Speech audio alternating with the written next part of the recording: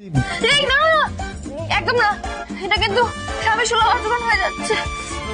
একদম ফালতু কথা বলবেন না। হ্যাঁ, আমাকে দেখতে দিন কি হচ্ছে দেখি দেখি। চুমকি ইচ্ছে করে বিষাক্ত পিঁপড়ে দিয়ে দেয় ছুটির পিঠে। তারপর থেকে জ্বালা করতে থাকে। অভি বলে কি হয়েছে আপনার? ছুটি বলে আপনি ঘরে এলেন কি করে? অভি উত্তর দেয় তাহলে কি আমি মহাকাশে থাকবো নাকি? চোখ মুখ লাল করে ঘুরে বেড়াচ্ছেন কেন? দেখতে দিন কি হয়েছে। অভি জোর জবরদস্তি দেখতে চাইলে ছুটি অস্বস্তিতে পড়ে যায়। এ বাবা, পুরো পিঠে তো র্যাশ বেরিয়েছে আপনার। সারা দিন কি আপনি বনে জঙ্গলে ঘুরে বেড়ান? আর একবার ঘুরে আসেন যান। পিঁপড়ে কামড়েছে মনে হচ্ছে। আম কুড়োতে যাবেন না? বাইরে গিয়ে গাছে গাছে লাফিয়ে বেড়ান, এতে ভালো হয়ে যাবে তো। ছুটি বলে আমি নিজে ব্যবস্থা করে নিচ্ছি।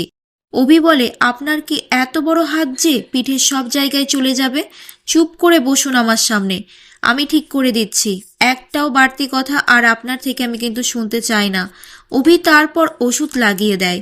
পরবর্তী এপিসোডটি দেখতে চাইলে একটি লাইক ও সাবস্ক্রাইব করুন।